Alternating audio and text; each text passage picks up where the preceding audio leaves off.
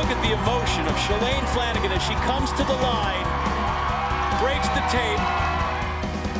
Shalane Flanagan won the New York City Marathon last year. She became the first American woman to achieve that feat in decades, inspiring other American women to follow in her footsteps. Flanagan is a four-time Olympian and a former collegiate cross-country champion, and now she's an author for the second time. She co-wrote the cookbook, Run Fast, Cook Fast, Eat Slow. We recently laced up our sneakers and ran some questions by her. Do you have a mantra that you say in your head to yourself?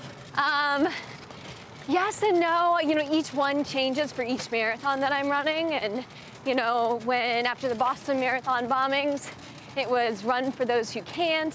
Or for this year's New York, it's F yeah.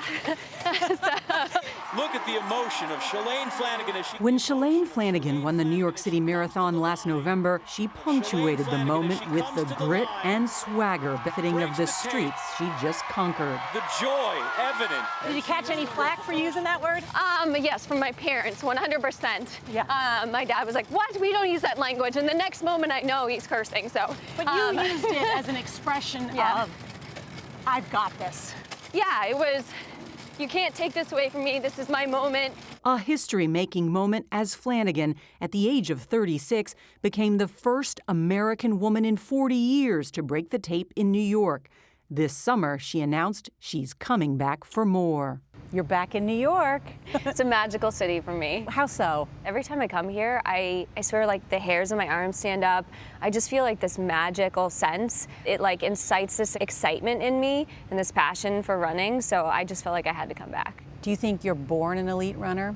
I always say you make yourself a marathoner or a runner. I think you put in the work, you run the race, the clock tells you exactly how good you are. You put in the work and you're rewarded. Those rewards are hard-earned, and they've required a concentration on diet. We grew up in a culture, at least in college, back at Carolina, you know, that fat would make you fat. So we were eating everything low-fat, and little did we know that we were just eating more sugar and processed foods. With the help of her best friend, nutritionist and chef Elise Kopecki, Flanagan has replaced processed foods with healthy fats.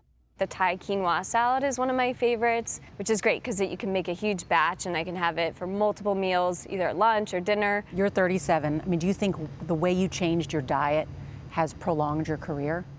I genuinely believe the way Elise has taught me to incorporate healthy fats and just a wholesome diet has really extended my career. I don't think I'd be sitting here talking to you and running at a high level if it weren't for the fact that I changed my diet. 1, 2, 3. Flanagan says she hopes her cookbook can help fellow runners because while marathon training is a solitary sport, I'm so happy to hear that you're running again. she says it's helping other athletes, especially women, that is most rewarding. I heard that after you won New York City last year that you actually came back later at night to greet runners who were coming across the finish line. Honestly, coming back to the finish line nearly 6, 7, 8 hours later and people are still out there running and just seeing their reaction to seeing all of us there to celebrate their achievement, it really made my day. How does that make you feel to know that there's so many women who admire you, want to be like you? I mean, you're growing the sport.